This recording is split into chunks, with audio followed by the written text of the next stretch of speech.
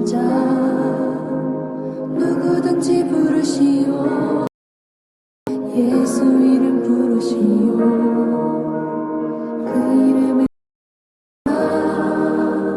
그 이름을 부르는 자 어떤 사람이든 그는 구원 얻으리.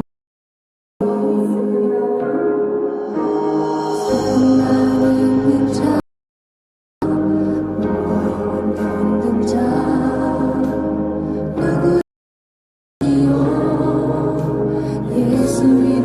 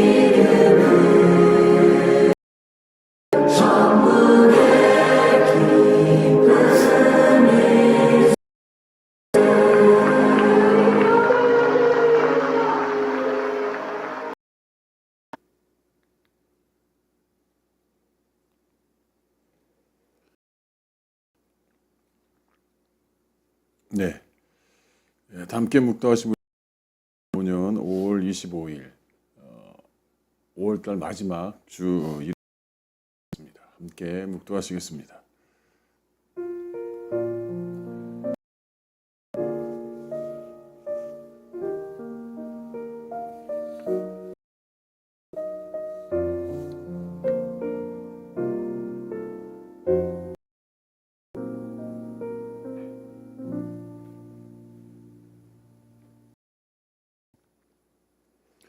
오늘 여러분들과 함께 은혜 받으실 말씀, 21장 33절에서 46절까지 말씀입니다. 이 세 군데 나오기 때문에 오늘 세 군데를 다 한번 보겠습니다. 먼저 21장 33절에서 46절 말씀 보겠습니다. 낭독하겠습니다. 다시 한 비유를 들으라. 한 집 주인이 한 울타리로 두르고 거기에 집 짜는 틀을 만들고 농부들에게 세로 주고 타국에 갔더니 열매 거둘 때가 가까우매 받으려고 자기 종들을 농부들에게 보내니 농부들이 종들을 잡아 하나는 죽이고 하나는 돌로 쳤거늘 다시 다른 종들을 처음 보다 그들에게도 그렇게 하였는지라. 후에 자기 아들을 보내며 이르되 아들은 존대하리라 하였더니 농부들이 그 아들을 보고 서로 말하되 자 죽이고 그의 유산을 차지하자 하고 이에 잡아 포도원 죽였느니라. 그러면 포도원 주인이 올 때 그 농부들을 어떻게 그들이 말하되 그 악한 자들을 진멸하고 포도원은 제때에 다른 농부에게 새로 줄지니이다. 예수께로 이르시되 너희 건축자들이 버린 돌이 모퉁이 돌이 되었나니 이것을 된 것이요 우리 눈에 기이하도다 함을 읽어본 일이 없느냐. 그럼 너희에게 이르노니 하나님의 나라를 너희는 빼앗기고 그 날에 열매 맺는 들이라. 이 돌 위에 떨어지는 자는 깨지겠고 이 돌이 사람 그를 가루로 만들어 흩으리라 하시니 대제사장들과 바리새인들이 예수의 비유를 듣고 자기들을 가리켜 말씀하심인 줄 알고 잡고자 를 무서워하니 이는 그들이 예수를 선지자로 알미였더라. 다음번에는 같은 내용인데요. 조금 내용이 다르게 나오죠. 마가복음에서 12절 말씀입니다. 예수께서 비유로 그들에게 한 사람이 포도원을 만들어 산 울타리로 두르고 집장 망대를 지어서 농부들에게 새로 주고 타국에 갔더니 때가 그들에게 포도원 소출 얼마를 받으려고 한 종을 보내니 그들이 종을 그리고 거저 보내었거늘 다시 다른 종을 보내니 그를 내고 능욕하였거늘 또 다른 종을 보내니 그들이 그를 죽이 외에 많은 종들도 더러는 때리고 더러는 죽인지라. 이제 하나님이 곧 그가 사랑하는 아들이라. 최후로 이를 보내며 이르되 하리라 하였더니 그 농부들이 서로 말하되 이는 상속자니 이자 그러면 그 유산이 우리 것이 되리라 하고 이에 잡혀 죽어 포도원 밖에 내던졌느니라. 포도원 주인이 어떻게 하겠느냐. 와서 그 농부들을 진멸하고 포도원을 다른 사람에게 주리라. 너희 건축자들이 버린 돌이 모퉁이의 머릿돌이 되었나니 이것은 주 것이요 우리 눈에 놀랍다 함을 읽어보지 못하였느냐 하시니라. 그들이 이 비유가 자기들을 가리켜 말씀하신 줄 알고 잡고자 하되 무리를 두르 예수를 두고 가니라. 한 곳 더 보겠습니다. 같은 내용인데요. 누가복음 20장 9절에서 18절입니다. 같은 내용인데 약간 내용만 같은 내용입니다. 그가 또 비유로 백성에게 말씀하시기 한 사람이 포도원을 만들어 농부들에게 새로 주고 타국에 가서 오래 때가 이름에 포도원 소출 얼마를 바치게 하려고 한 종을 농부들에게 보내니 종을 몹시 때리고 거저 보내었거늘 다시 다른 종을 다시 그도 몹시 때리고 능욕하고 거저 보내었거늘 다시 세 번 이 종도 상하게 하고 내쫓은지라. 포도원 주인이 이르되 어찌할까? 사랑하는 아들을 보내니리니 그들이 혹 그는 존대하리라 하였더니 보고 서로 의논하여 이르되 이는 상족장이 죽이고 그 유산을 우리 것으로 포도원 밖에 내쫓아 죽였느니라. 포도원 주인이 이 사람들을 어떻게 하겠느냐?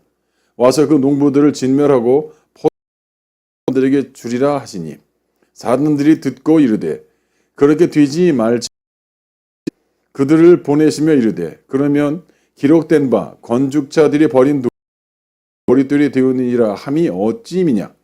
무릇 이 돌 위에 떨어지는 자는 이 돌이 사람 위에 떨어지면 그를 가로로 만들어 흩으리라 하시니라. 조금 길게 보았지만 같은 내용이죠. 같은 것이 세 공간복음입니다.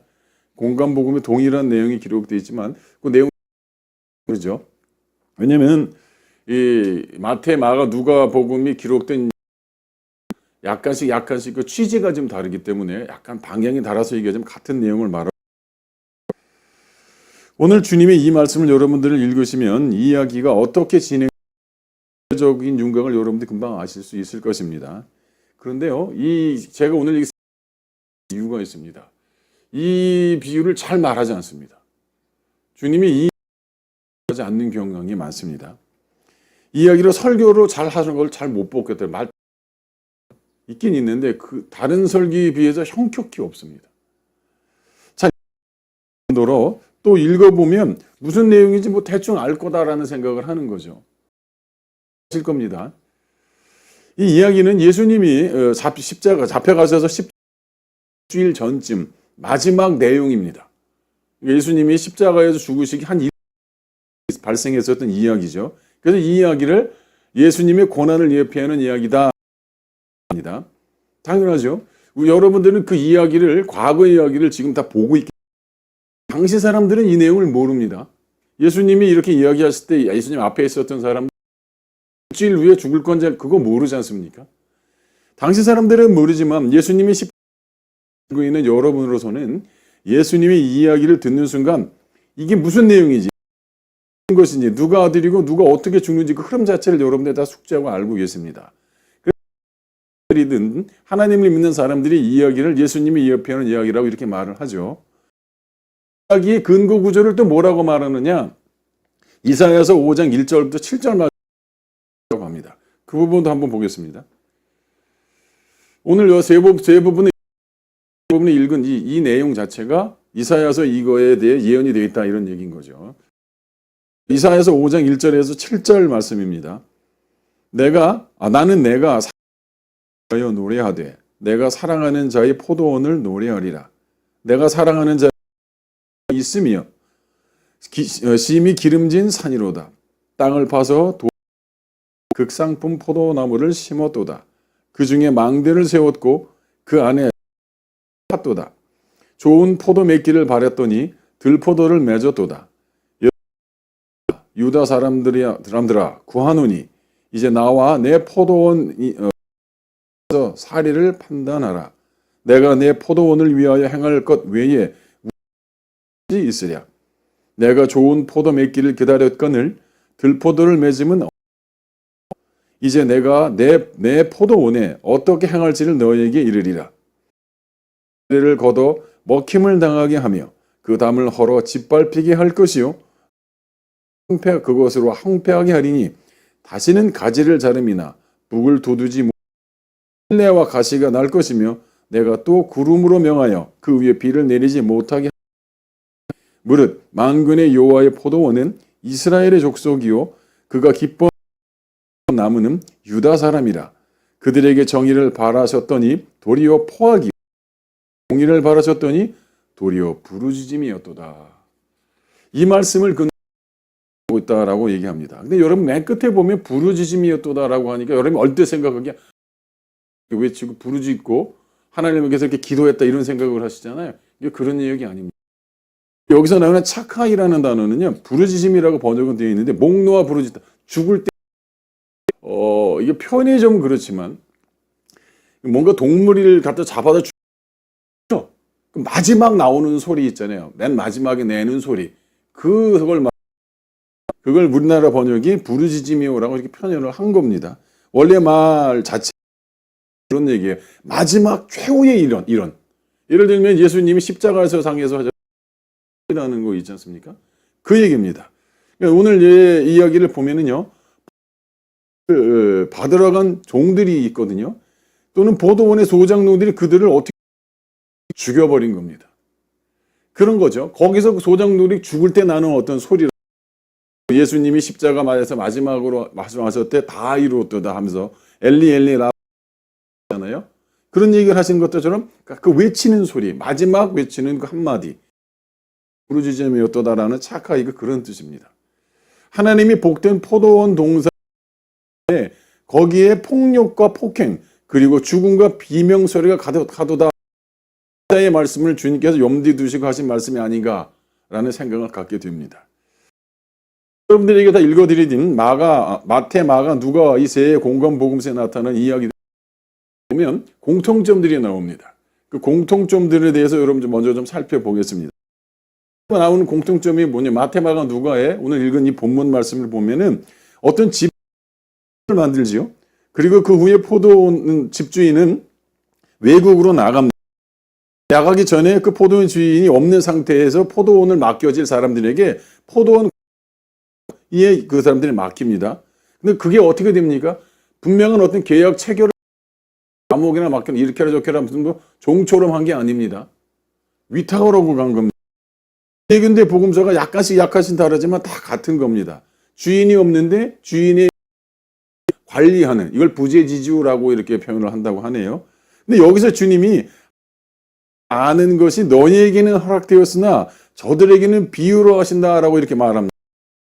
4장 11절에 보면 이르시되 하나님 나라의 비밀을 너희에게는 주었으나 외인 모든 것을 비유로 하나니라고 되어 있잖아요. 이 외인이 뭐냐면은 엑소라는 말인데 밖에 있는 외부에 있는 사람들 그러니까 밖에 있는 존재들을 말하는 거죠. 그러니까 천국이라고 하면 천국 밖에 있는 사람 하나님 나라 상관없는 사람들을 말하는 겁니다. 누가복음 8장 10절에도 같은 말이 나오는 시대 하나님 나라의 비밀을 아는 것이 너에게는 허락되었으나 다른 사람에게는 이는 그들로 보아도 보지 못하고 들어도 깨닫지 못하게 하려 합니다. 말씀을 인용한 것이죠. 여기서도 다른 사람이라고 되어 있는 포이로스는 남은 자라는 뜻. 예를 들면 하나님 나라에 들어가고 그 남은 자들이 있을 거 아니에요. 떨어져 있는 자들, 그 다른 자들, 다른 사람 종류가 다른 종류의 사람들 이런 걸 말하는 겁니다. 주님이 하신 모든 말씀에 또는 이 하나님이 예수님 말씀에서 이 이야기의 초점, 이 목적은 전부 어떤 거에 관한 하나님 나라에 관한 것이다라고 주님이 지금 말하고 있는 것입니다. 그래서 여러분들 것은 주님이 말씀하시고 있는 특히 여러분이 성경을 보실 때 예수님이 말씀을 여러분이 멋대로 막 상상하시면 안 됩니다. 이건 이럴 거야, 저건 저럴 거야라는 그런 합니다. 근데 과거나 오늘이나 하나님을 믿노라 하는 사람들, 당시에는 유대인이겠죠. 요즘은 기독교인이라고 할 수 있겠습니다. 사람들은 주님이 말씀하신 하나님의 나라가 있습니다. 근데 그것과 같이 생각하지 않는다는 겁니다. 예수님들이 하나님을 믿고 성전에서 제사를 지내는 유대인들이 예수님이 생각하고 있는 말 주고 했는데도 전혀 주님과 같은 개념으로 천국을 알고 있지 못합니다. 나라가 어떤 것이라고 계속 그래서 설명을 해주시는 그게 아니고 이게 하나님 나라예요. 그래서 자꾸 설명을 해주시는 다 아는데 뭐하러 설명이 또 필요하겠습니까? 그렇죠? 근데 왜 자꾸 설명을 하시냐면 겁니다. 전혀 주님과 같이 알고 왜 이렇게 알고 있나 다시 알려. 그 당시 사람들이나 지금 사람들은 전부 다 하나님의 나라, 즉 천국이라고 하는 것을 전혀 다른 세계에 존재하는 공간이나 이런 것들로 생각하는 거예요. 예를 들면 죽어서 가는 것으로 생각을 하는 겁니다. 천국이 그런 것입니까? 저도 어릴 때 그렇게 배웠습니다. 하나님의 심판을 받고 어떤 판결을 받고 하나님을 믿은 사람은 천국 가고 그처럼 이렇게 어떤 논리로 배웠었어요. 그러니까 죽어야 가는 나라가 천국이었지 이 땅에서 잘 배우진 못했어요. 그러나 주님이 여기서 말씀하시는 천국 잘 들으십시오. 이방 종교의 개념이 아닙니다. 여러분 아실지는 모르지만 분명히 아셔야 됩니다. 성경에서 말하는 개념과 똑같은 바깥에 있는 세상 사람들이 말하는, 조금 전에 여러분들이 말한 다른 외인 이런 식으로 표현, 그 사람들이 전혀 다릅니다. 근데 같은 것이라고 생각을 하고 그걸 같은 걸 가져다가 쓰면 그러면 거죠. 그러니까 이방 종교의 개념과는 하등의 상관이 없는 내용들인 겁니다. 여러분 하나님 나라의 개념을 여러분이 주님이 말씀하시는 걸 알아야 되는데, 그냥 내가 배운 개념들, 세상 타 종교에서 했었던 그 개념들로 하나님 나라 이런 것이라고 막 뒤집박 하고 계시거든요. 이걸 종교다운 중이라는 걸 아셔야 돼요. 그 자기가 그런 줄도 모르는 겁니다. 그걸. 그러한 생각은 하나님을 믿는 세상 이방 종교인들, 타 종교인들이나 자기들이 멋대로 하는 그런 한 소리인 겁니다. 그러니까 우리의 기준이 뭐가 되는 겁니까? 예수님이 말씀하신 중요한 겁니다. 예수님의 말, 예수님이 말씀하신 그 말이 중요한 거죠. 그게 자기가 알고 있는 지식, 이거가 기준이 아닙니다. 그래서 너희들 하나님 말씀 폐하려 하느냐 이런 얘기 자꾸만 하시잖아요. 그러니까 교회에 또 안에 들어와서 성경의 해석을 혼잡케 하는 세상적 개념들이 있어요. 여러분들 다 걷어내셔야 됩니다. 근데 그걸 그것이라고 그냥 막연히 보고 나가신다는 거죠. 그러면 성경을 완전히 딴 데로 가게 되는 겁니다. 마태복음 6장에 보면 예수님이 이런 말씀을 하신 적이 있습니다. 나라가 임하옵시며 뜻이 하늘에서 이루어지다. 이게 뭡니까? 이게 하나님 나라죠. 이 땅이 이루어진다고 해서 언제 이루어질지 모르고 그 하나님 얼굴 오는 그거 말하는 겁니까? 그럼 그 전에 있는 사람들은 어떻게 하고 그 후에 있는 사람들은 어떻게 할 거예요? 그러니까 말이 앞뒤가 안 여러분이 나오는 땅이에요.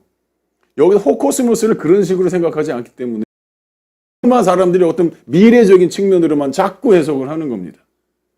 여러분 하나님의 말씀이 무슨 소용이 있습니까?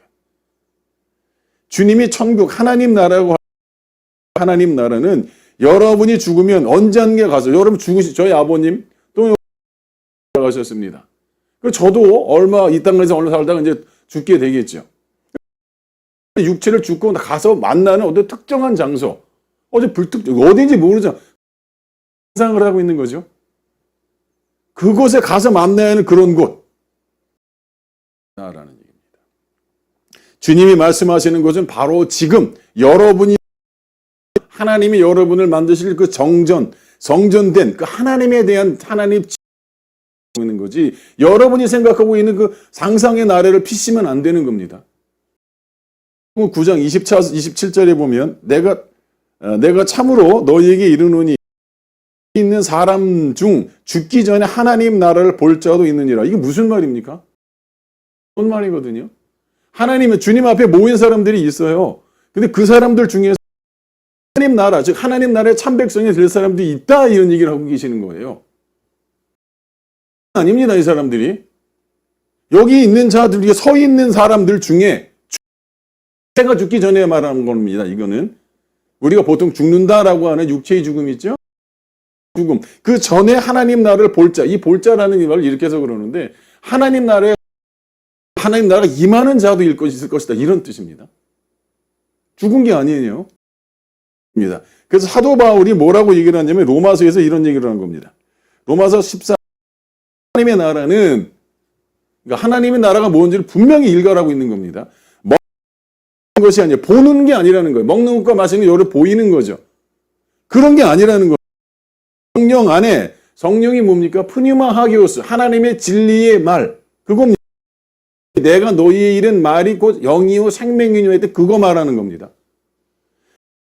예수님이 하신 그 말 안에 있는 의와 평강과 희락이다. 그렇기 때문에 이러한 천국, 하나님의 나라를 여러분 마음대로 이해하지 않아야 오늘 이 말씀을 여러분들이 제대로 이해할 수 있다라는 것입니다.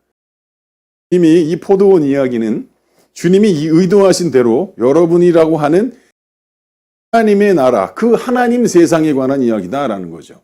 여러분에게 임하는, 그런 일이 벌어질 일들에 관한 얘기입니다.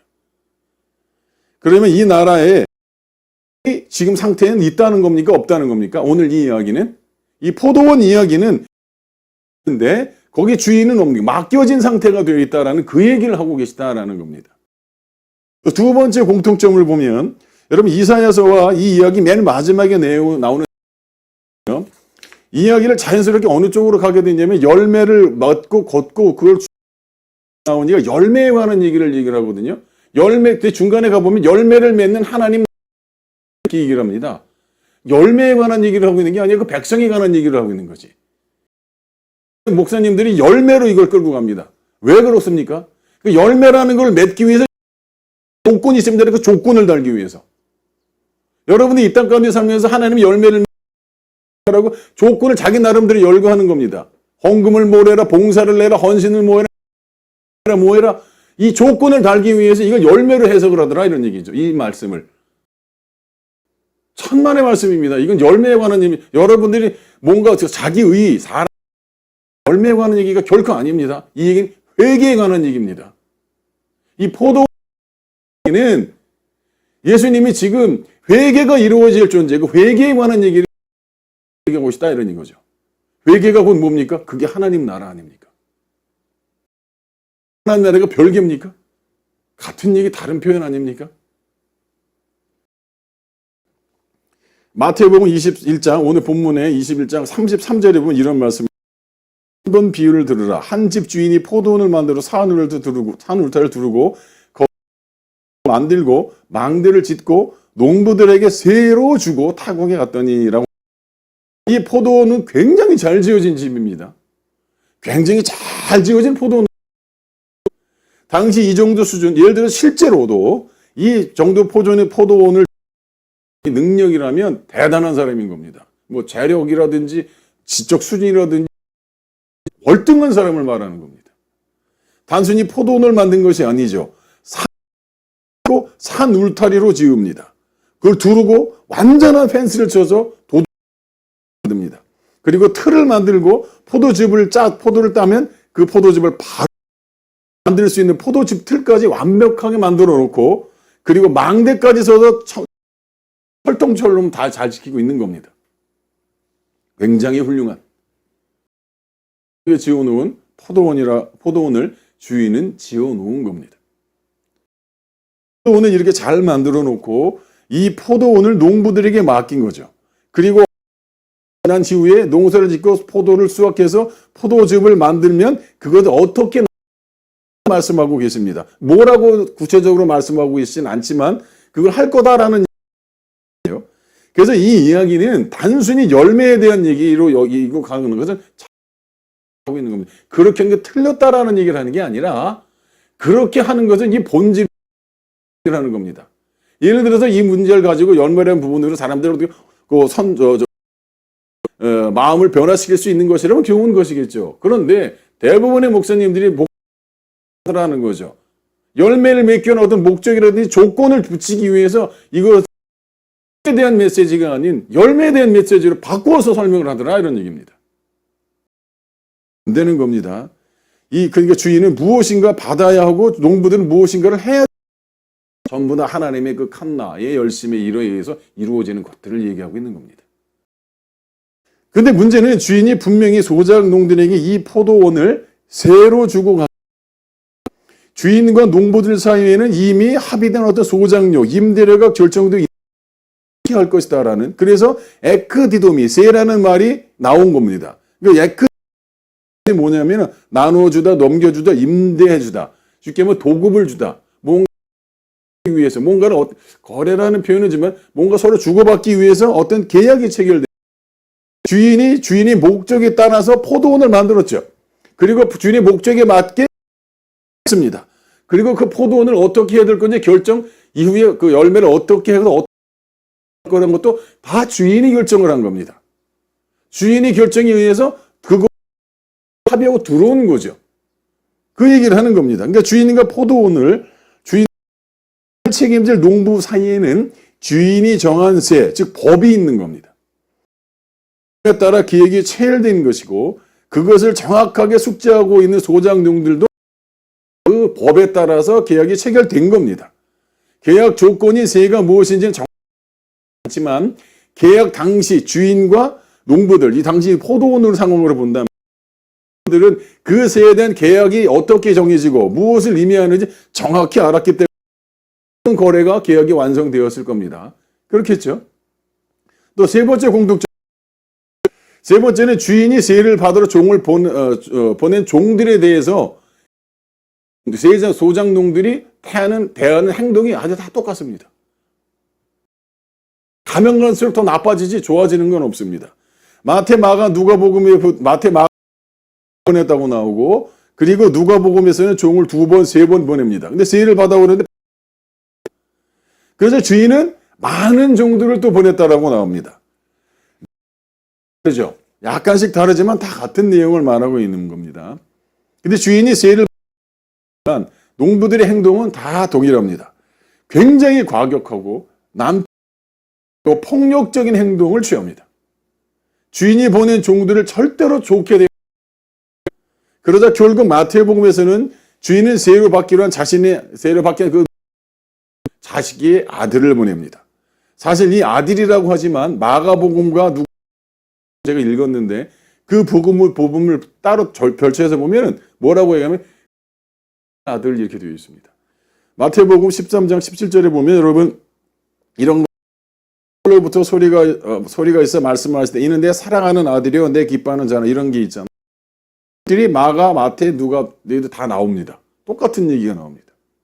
그리고 예행에 사랑하는 아들이라고 얘기가 나와요.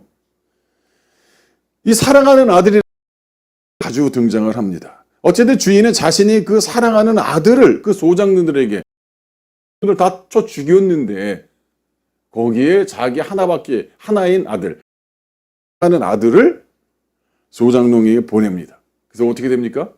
그 아들 참한 죽음을 당하게 됩니다. 이런 공통점들을 여러분들에게 말씀드리는 이 이야기를 읽으면 읽을수록 이상하다는 걸 못 느끼셨습니까? 길게 다 읽은 건데. 왜냐면 이걸 잘 안 읽게 되더라고요. 저도 이번에 좀 새삼스럽게 다시 찾아보고 읽게 되었는데 참 까무러칠 정도였었습니다. 이럴 수가 라는 생각이. 주님을 몰랐던 거죠.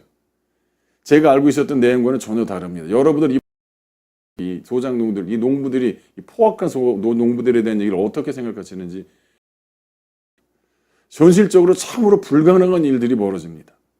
어떻게 이런 일이 이게 가능한 일이야? 실제로 주님 당시 이런 일이 있었단 얘기야?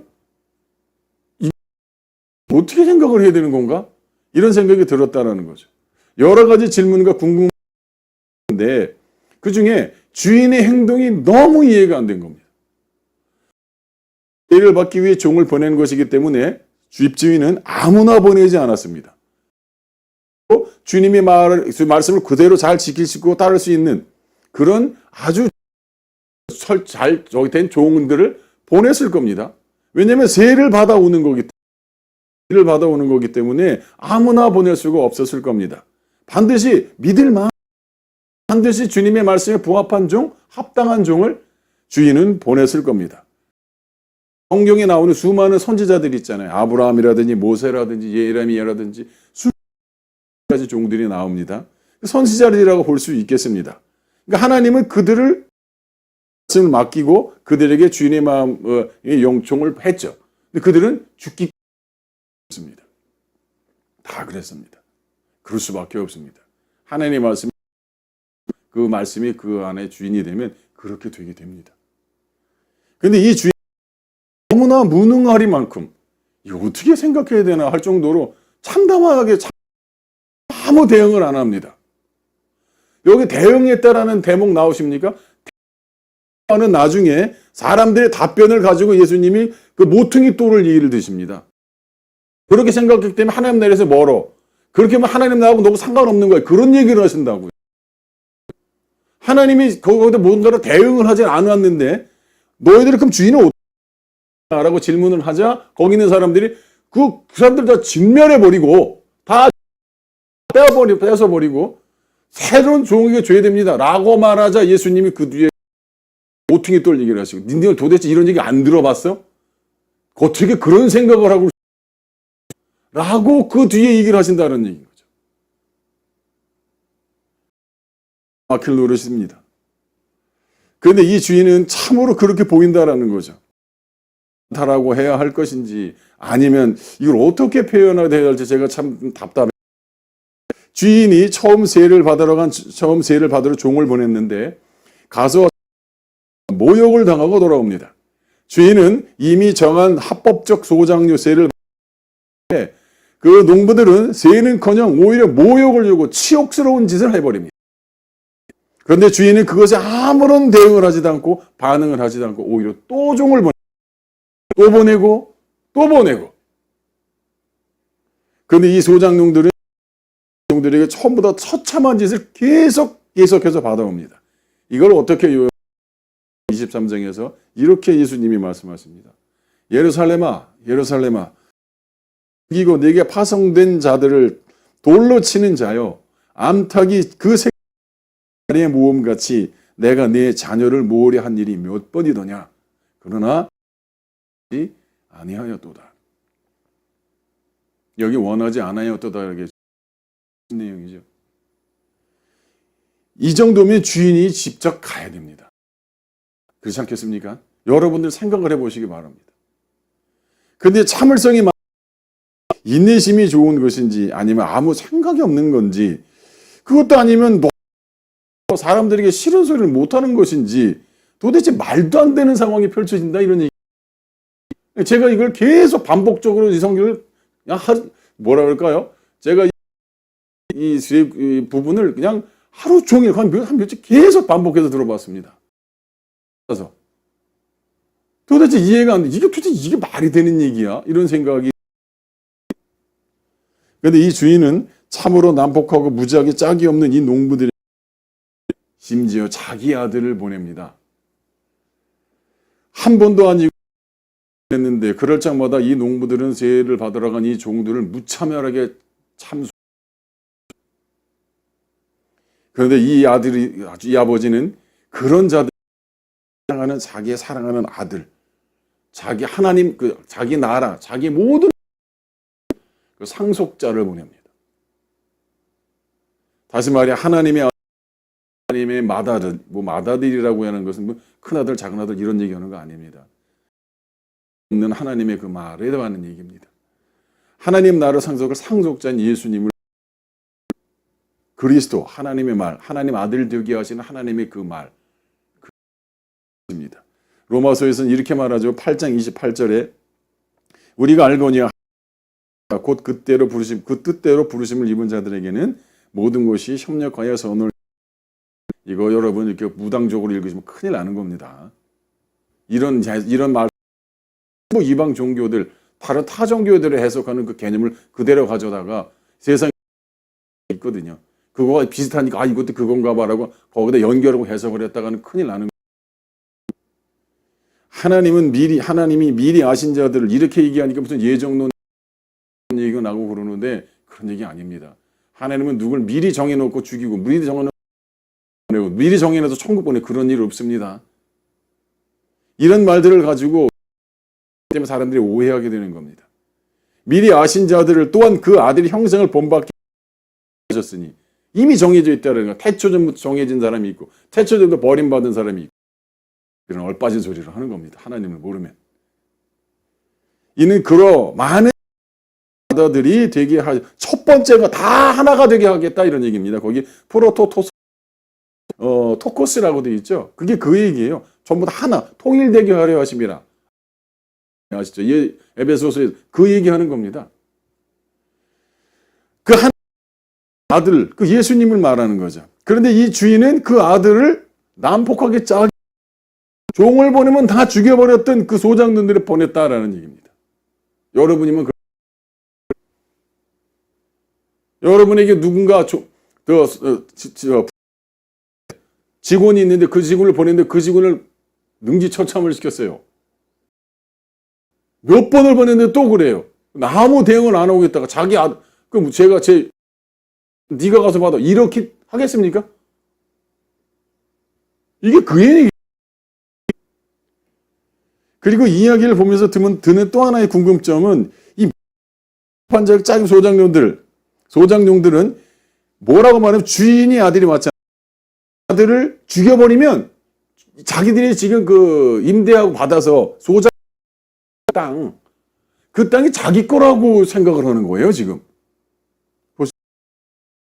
농부들이 그 아들을 보고 서로 말하되 이 상속자, 이는 이 포도원의 상속자인 거죠. 포도원의 상속자니 자, 죽이고 그 유산을 차지하십시오. 이게 말이 되는 얘기입니까? 여러분들이 어떻게 무슨 이게 이 세상적인 일반 법에서도 합당치가 않은 말입니다. 이 소장령들이 모여서 주인의 아들을 죽이고 아들을 받은 유산을 차지하자고, 받을 유산을 차지하자고 서로 작당 모의를 하고 있는 겁니다. 그렇죠? 이 자체도 말이 안 되는 거예요. 작당들이 자기지만 주인의 아들, 상속자인 맏아들을 죽이면 이들은 그 포도일 거라고 생각을 하는 거예요, 지금. 이게 가능한 일입니까? 어느 건물주에 임대를 들어갔어요. 근데 주인이 세를 받으러 왔어요. 아들이 그 건물이 내게 됩니까? 그 얘기예요, 이게. 이들이 지금 그런 겁니다, 지금. 아닙니다. 아들의 아버지는 여전히 있지 않았습니다. 주인은 그냥 있었어요. 그러니 그들이 주인의 아들을 죽인다고 그 포도원은 여전히 주인의 것입니다. 그런데 이들은 주인이 보낸 상속자인 아들이 자기들이 것이 될 것이라고 이렇게 착각을 하고 있는 겁니다. 완전히 있는 거죠. 자기 생각대로 멋대로 생각을 하고 있는 겁니다. 주인이 없다고. 이 이야기는 포도원을 맡아 경작해오던 소장령들에게 소당료를 받으라고 주인들을 보냈는데 그 포도원을 대신 맡아오던 소장농들이 종들 아들을 죽인 사건이다, 이런 얘기입니다. 그러니까 여전히 그 포도원의 소유권은 입니다. 주인이 죽었다는 기록은 어디에도 없어요. 주인이 아예 소멸됐다는 게 없어요. 그들은 완전히 스스로 착각하고 있는 겁니다. 말이 안 되는 상황이 지금 벌어지고 있다, 이런 얘기를 설명드리는 거예요. 이상하지 않으십니까, 이게? 마지막으로 한 가지 더 이상한 것은 앞에서도 말씀드렸었던 것처럼 사정이 만약에 이 지경까지 이르렀다면 이제는 어떻게 주인이 어떻게 해야 될 거라고 생각하십니까?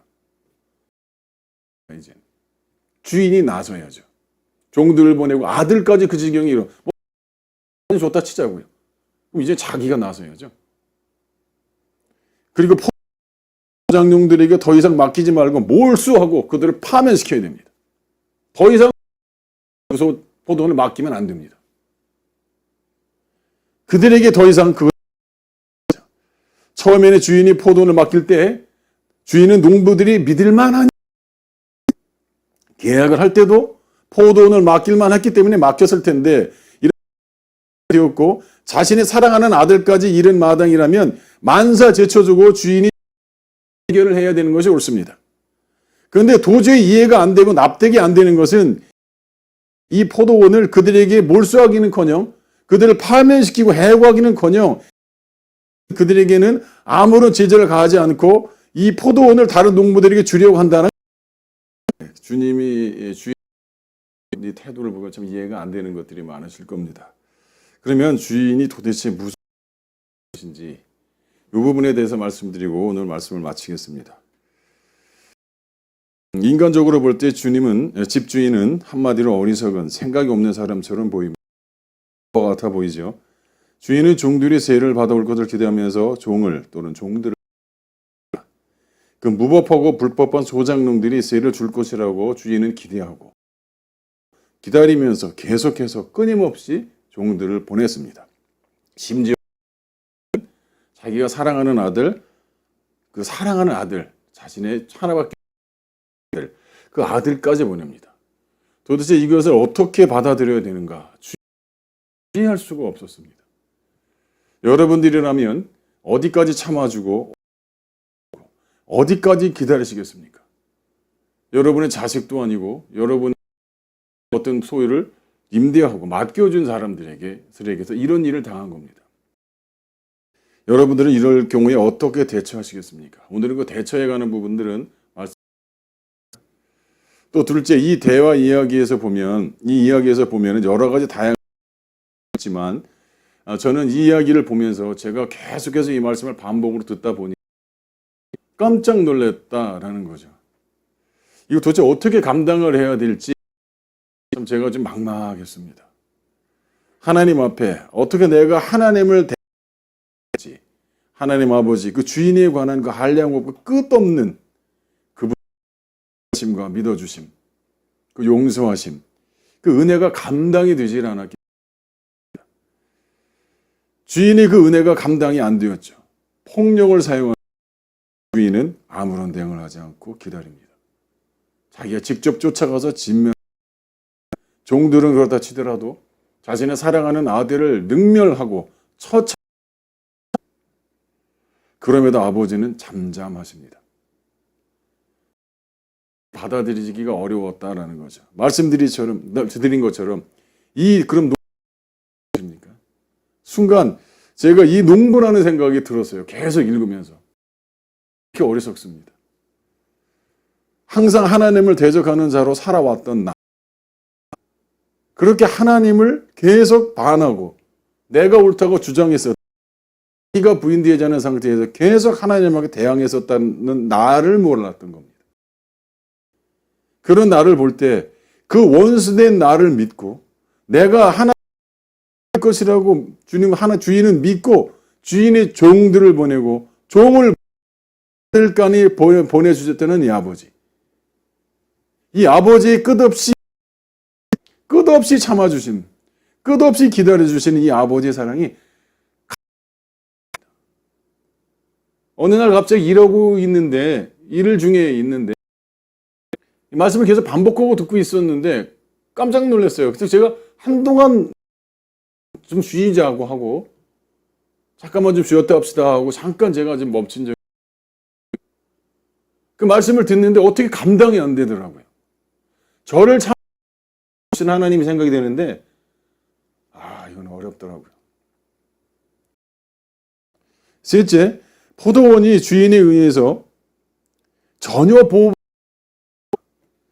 사실 포도원 주인이 있는 사람들이 이걸 봤다면 이 주인 꼽으시기보다는 그 소작을 맡은 사람들 것이라고 해도 뭐 틀린 말이 아닐 정도로, 주인이 소작에 대한 그 세를 받으러 왔는데 그 종을 다 못 줘, 이게 아니라 죽여버립니다. 그것도 한두 명을 죽이는 게 아닙니다. 그 상속자 아들이 왔는데도 불구하고 상속절 포도원 밖에다 내다. 그러니 그 주변에 포도원들이 있는 주변 사람들이 그 사람들이 어떻게 받겠어? 저 사람들이 주인인가 봐. 이렇게 저 포악한 무리들이 죽여버렸기 때문에 이제는 포도원이 저 포도원지기들의 것이 아니 이게 오래 맞을 것이다 라고 생각할 수 있다는 겁니다. 이처럼 이 포도원이 주인에 의해서 하나도 보호받지 못하고 있는 것처럼 보입니다. 안 되는 것처럼 보이죠. 네 번째, 그럼에도 주인은 정말 바보고 또 믿어주고 또 기다려주고 또 참아줍니다. 되는 소리입니까 지금? 누가복음 아까 보십시오.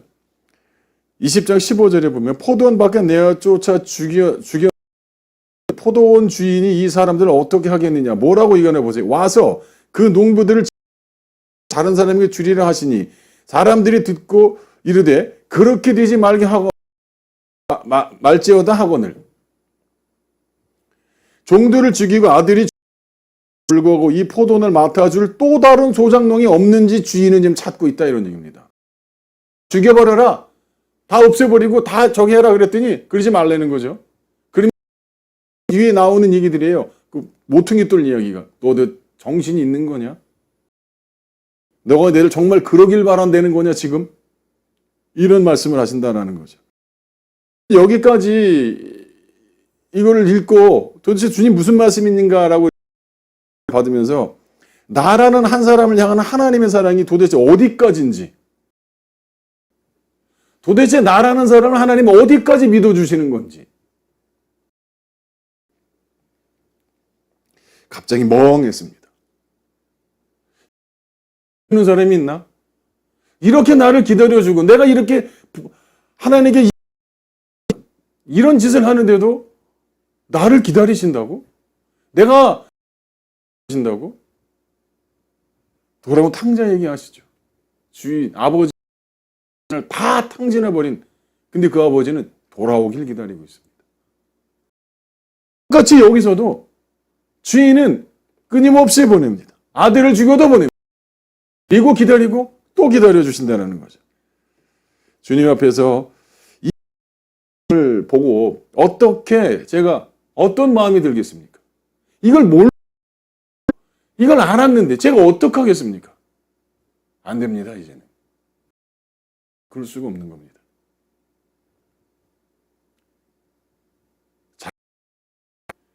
한없이 끝까지 믿어주는 사람이 있다는 것 자체가 얼마나 복음인지 아십니까? 하나님이 여러분을 향해서 그렇게 기다리고 계신다는 겁니다. 남들이 볼 때는 주님이 패배한 것 같아요. 하나님이 아무런 보호도 안 하는 것 같아요. 도대체 계신 거야? 원망 불평만 늘어놓을 뿐이지 기다려주시고 참아주시고 돌아오기를 기다리는 그 아버지의 마음을 헤아리진 않는다라는 겁니다. 그래서 저는 이 주님 이야기에 대해서 이렇게 결론을 내려고 합니다. 물론 여러분 생각을 갖지 않으실 수도 있어요. 다른 해석이야. 저렇게 생각할 수도 있어. 이렇게 생각할 수도 있습니다. 이 말씀을 통해서 제가 제 자신을 볼 때 저는 이 농부보다 더한 끝없는 하나님을 향해 대적했었던 삶을 살아왔었던 것들이 주마등처럼 지나갔습니다. 또 그러진 않을까? 내가 또 그럴 수도 있는 어느 순간 내가 하나님께 또 이 포도원 지기들처럼 그 짓거리를 하라는 거죠. 저희 그 무자비하고 후한무치한 삶을 살아냈음에도 불구하고 그것을 넘어서는 그 나의 죄악을 소멸하기 충분하고도 넘치는 저를 향한 할아버지 끝없는 참아주심, 끝없이 믿어주심, 기다려주시는 그 사랑이 있었고 나를 어떻게 바꾸신지에 대해서 제가 깨닫고 알았기 때문에 더 이상의 없습니다. 여러분, 이미 여러분의 앞에 굉장히 무능해 보이는 것처럼 보일 때가 있을 겁니다. 하지 않은 것처럼 아무것도 하지 않으시는 아무 반응도 하지 않으시는 여러분 종종 있으실 겁니다. 도대체 하나님 살아계신 게 맞나? 내가 믿고 가야 되는 거야? 지난 한 주간 여러분이 있으셨을 줄로 믿습니다. 저도 그랬습니다. 하나님이 여러분에게 아무런 같은 그런 느낌이 들 때, 말할 수 없이 약해 보이는 세상 악한 그 포도원 주인과 같이 여러분들이 하나님으로부터 어떤 보호나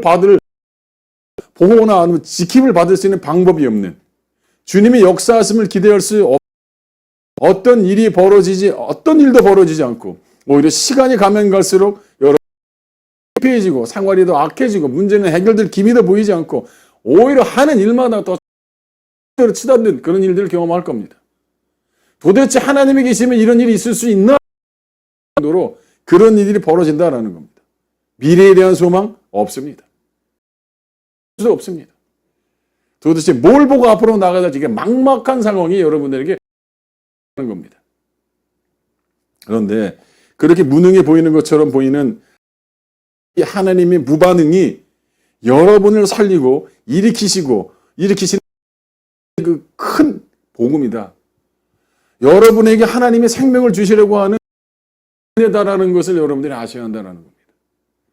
하나님이 무능하시다는 것이 아니라 여러분의 상황에 하나님 아무것도 하지 않은 것처럼 보일 때 또 여러분이 그런 하나님 무치한 짓을 보내고 하나님을 배반하고 나가는 그럴 때 하나님의 손길정이 지날 때가 걸 말하는 겁니다. 다시 말해서 완벽하게 아무것도 하지 못할 때 할 수 없 그것을 넘어설 수 있는 능가할 수 있는 분이 계시다라는 것을 여러분에게 정말 할 수 없다라는 것들이 있습니까? 그건 걸 얘기를 하려고 하는 게 아니라 그것을 해결할 분이 있다라는 걸 보여주시려는 겁니다.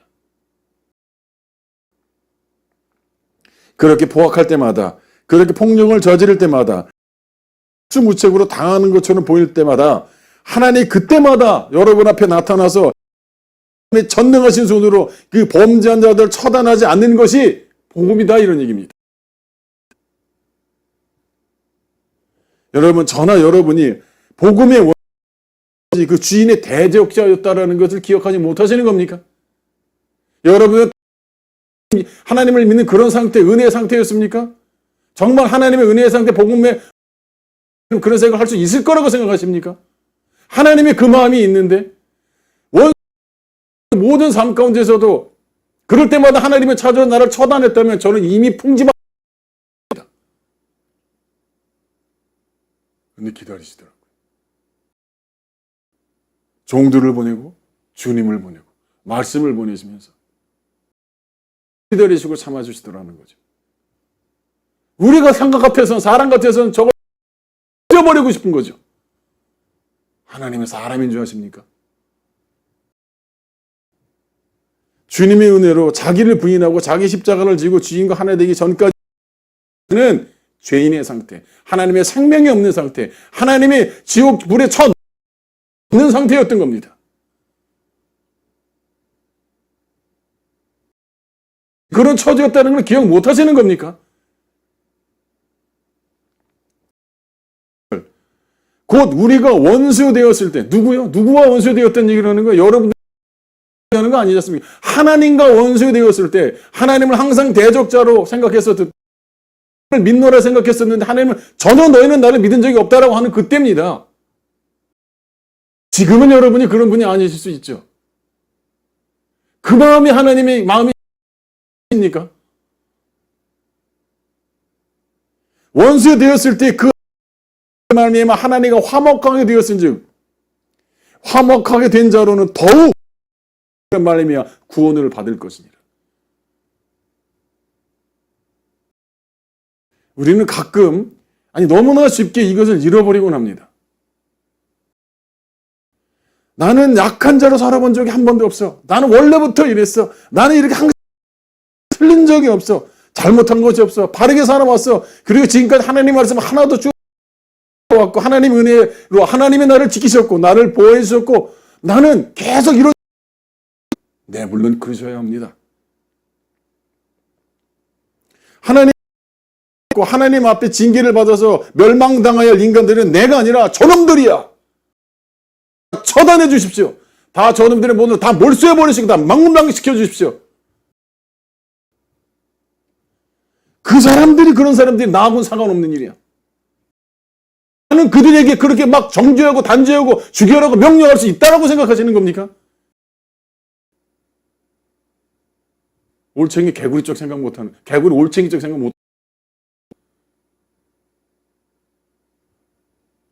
나는 적어도 하나님 보아야 될 그런 무리에 속하는 사람이지. 나는 절대로 하나님을 쳐버리는 라는 착각과 자기 기만적 망상을 하기 때문에 자기는 안 거예요. 나는 항상 의로웠어. 나는 항상 맞아. 여러분, 이 돼야 됩니다. 포도원이 바로 저였다라는 얘기입니다.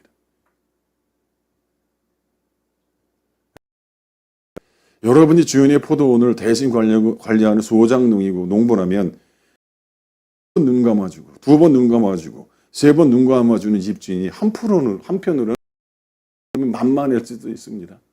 아주 괜찮은데 한편으로는 그 주노맘에 두려워 떨고 한숨을 쉬고 있을 수도 있습니다. 알죠. 끝에는 옳은 결론이랄지 본인은 합니다. 종들과 아들을 죽였는데도 주인이 쫓아오진 않습니다.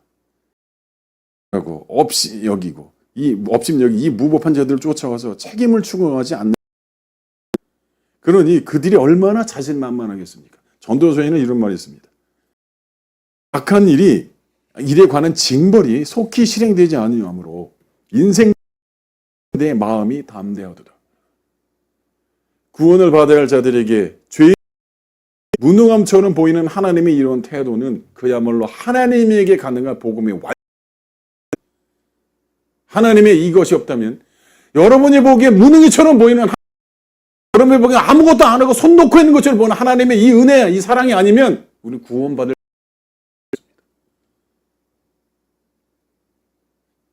아찔합니다. 만약 제가 정말 무참하게 살았던 그런 농부들과 살았던 그 상태에서 주님 아버지 나를 처벌하셨다면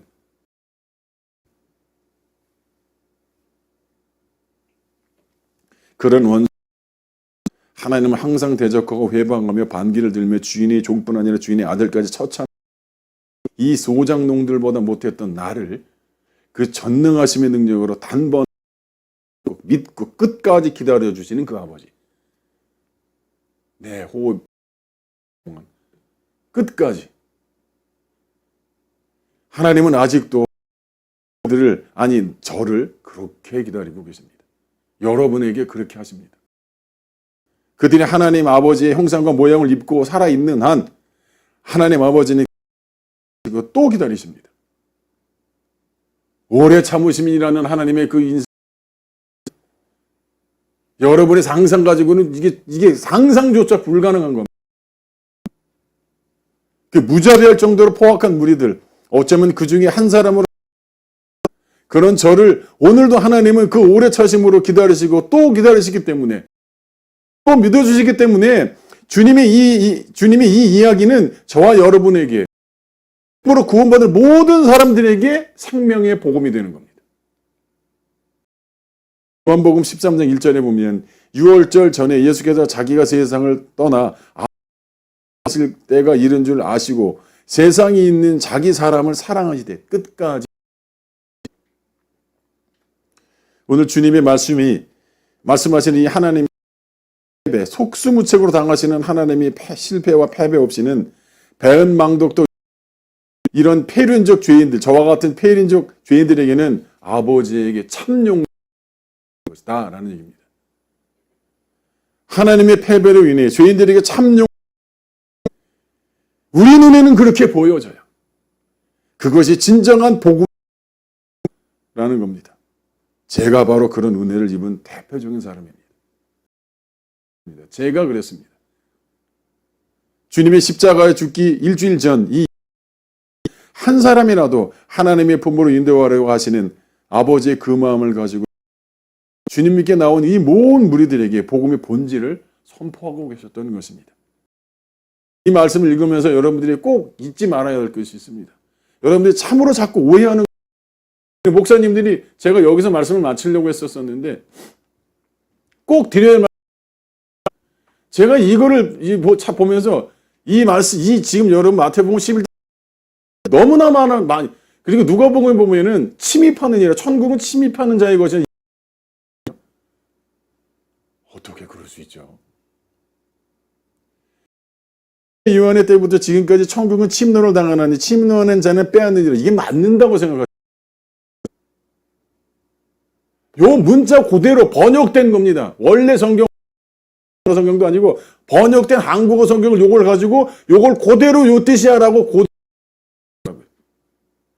바보 아닙니까 이거? 대개 이 말씀을 천국은 침노하는 자의 것이다 라고 들으셨을 겁니다. 근데 여러분 국어사전을 보더라도 무슨 의미인 줄 아십니까? 여러분 가서 찾아보십시오. 이 침노하다라는 사전이 뭐라고 되어 있나? 침탈하다, 침범하다, 불법으로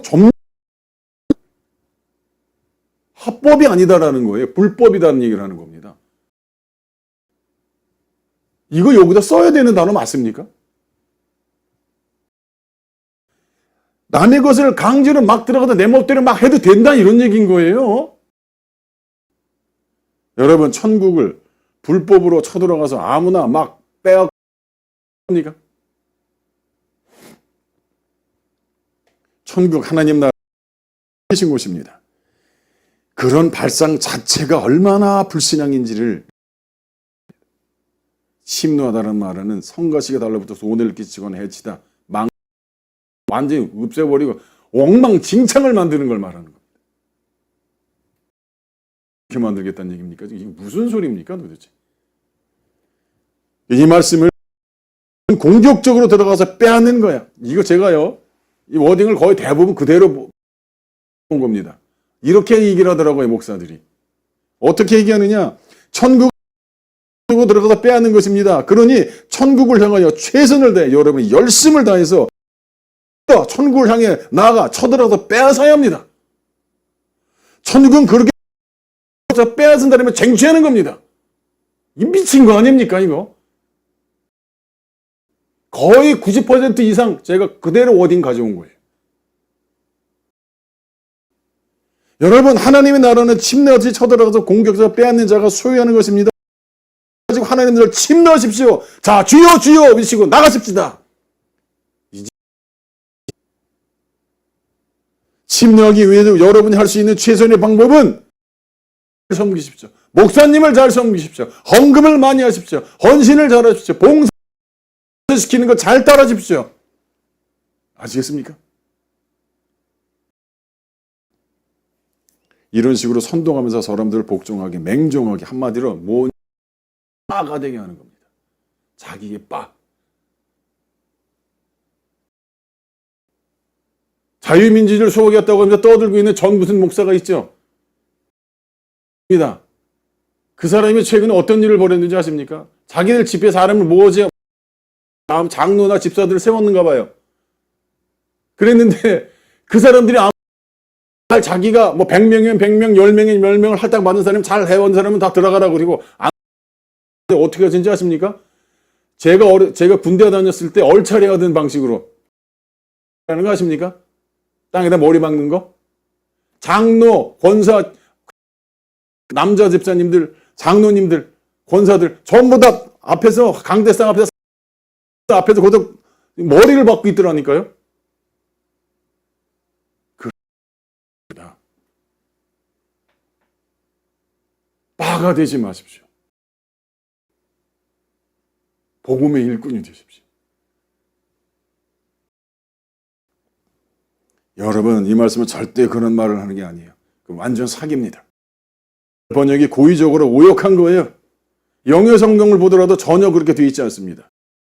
성경은 1.1획 오류가 없습니다. 그러나 번역은 사람의 의도에 따라서 번역을 할 때 할 수 있습니다.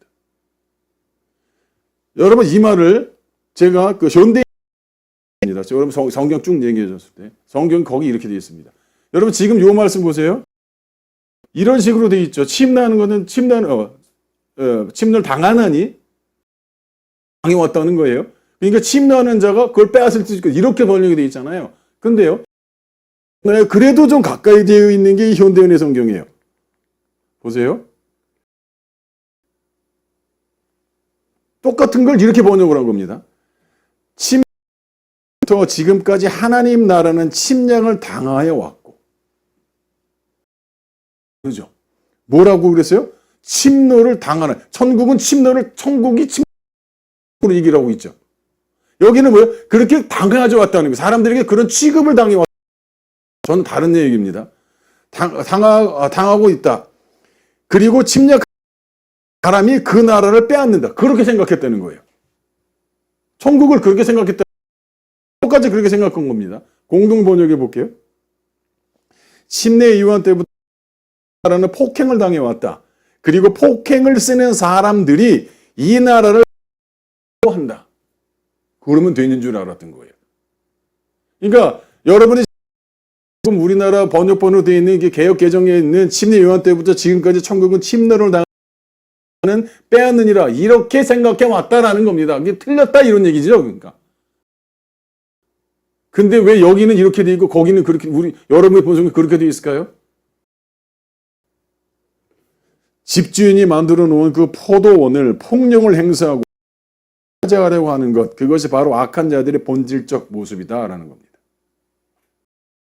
성경이 원래 이렇게 되어 있어요. 때문에 하나님의 나라를 침례해서 빼앗아 그것을 만들어 버리자, 이건 미치지 않고서는 할 수 없는 소리입니다.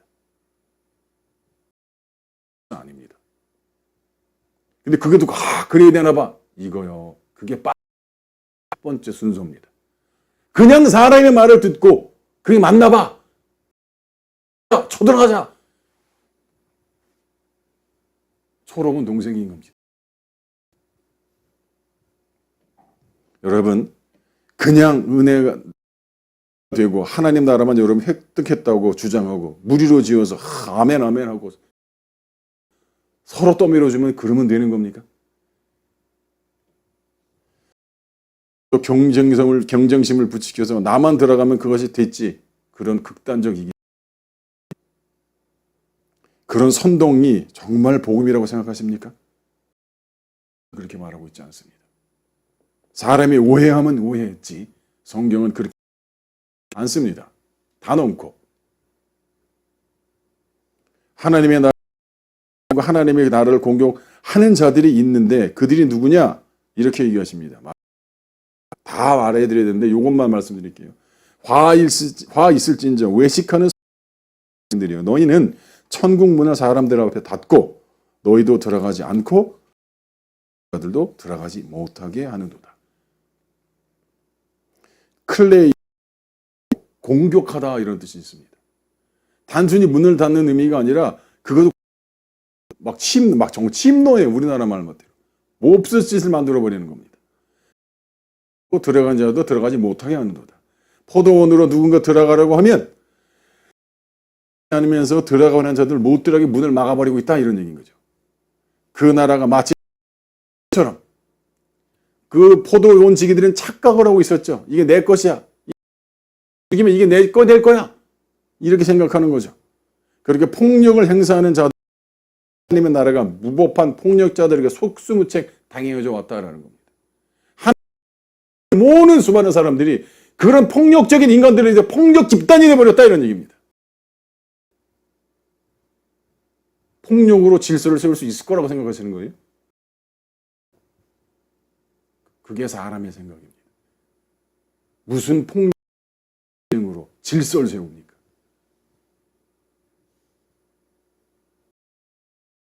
그러나 그때도 하나님께서는 마치 무능한 주인처럼 무능한 이 기다리시고 또 기다리시고 그 무능하고 우리 안 되는 그런 상황 가운데서도 주님은 그 포도원 지기들을 기다리시더라는 겁니다. 또 믿어주시더라는 거예요. 그랬던 것처럼 하나님 아버지는 여러분을 끝까지 기다리실 것입니다. 하나님의 이 마음을 예수님은 이 포도원 이야기를 담고 있는 겁니다. 여러분들은 어떻게 생각하십니까? 이 이야기를 맺느냐 못 맺느냐 그리고 세례를 냈느냐 안 냈느냐 그런 의미가 아니라 저와 여러분이 자기를 부인하고 자기 십자가를 지고 그리스도 하나 되어 구원받은 자로 이 땅에 살아가시기를 하나님은 바라고 계시다라는 겁니다. 함께 십자가에 자기를 부인하는 것이 여러분이 하나님을 내는 세예요. 그게 뭔가요? 하나님의 힘, 그 칸나로만 됩니다. 하나님의 것에 의해서 하나님의 나라를 세워가십니다. 사람의 것으로는 세우지 않습니다. 인생들의 것으로는 하나님 나라를 세워지지 않습니다. 오래 기다리시고 믿어주시고 끝까지 인내하시는 하나님 아버지. 따라 천국에 들어가려고 여러분이 한다면 여러분이 주님의 제자라고 생각하며 그렇게 산다라고 한다면 즉시 그 앞에 엎드리십시오. 자기를 부인하고 자기 십자가를 지고 주님의 은혜를 구하십시오. 자기 부인은 사람이 않고 그리스도를 머리로 하나님의 일을 생각하는 사람입니다. 하나님이 저와 여러분을 향해 참으로 오래 기다리시고 또 기다리실 때 믿어주고 또 하나님이 저와 여러분들에게 무엇을 원하는지 아십니까? 마가복음 8장 예수께서 돌이켜서 제자들을 보시며 베드로를 꾸짖어 사탄아 내 뒤로 물러가라 내가 하나님의 일을 생각하지 아니하고 도리어 사람의 일을 주님의 제자로 자택했던 베드로가 지금 이런 꼴을 당하고 있습니다. 부분에 대해서도 여러분 다시 한번 나중에 예수님의 이야기에서 한번 제가 설명드릴 거예요.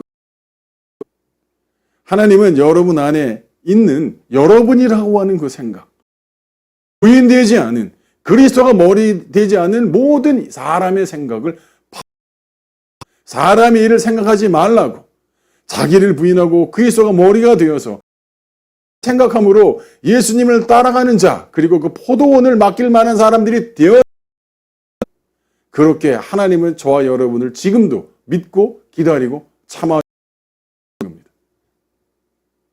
여러분, 우리는 스스로 우리를 볼 때 서 있는지, 우리가 어디 위치해 있는지를 간구할 때가 많습니다. 착각하는 경우가 많은데 그중 하나가 여러분 스스로 내가 잘하고 있다라고 자기 자리를 자기가 판단하고 분별한다는데 그게 가십니까? 자기가 잘못된 줄도 모르고 나갑니다. 자기가 어떻게 자리에 섰다라고 자기가 규정하는 순간 자기는 자기가 하는 겁니다. 절대 자기가 잘못되었 전부 다른 사람이 다 잘못됐다고 생각하죠. 바로 그 생각이 그러한 자기가 죄인임을 인정하지 않고 부인하지 않는 주인의 종을 죽이고 아들을 죽이는 행동이라는 것을 깨달으셔야 합니다. 그게 저였었습니다. 여러분 지금까지 여러분 어디까지 서 계셨습니까? 정말 자기를 부인하고 자기 을 따라가고 계십니까? 아니면 하나님의 참고 또 참아주시는 가운데 여전히 포악하기가 짝이 없는 그 포도원 사람들과 같은 포도원 지기들의 그 여러분들이 사로잡혀 계십니까? 오늘 예배를 참여하신 여러분들께서는 자기를 부인하고 하나님 아버지의 생각으로 가득한 하나님이 찾으시는 포도원 지기를 그런 하나님 나라 백성 다 되시기를 예수님의 이름으로 간절히 기도하시겠습니다.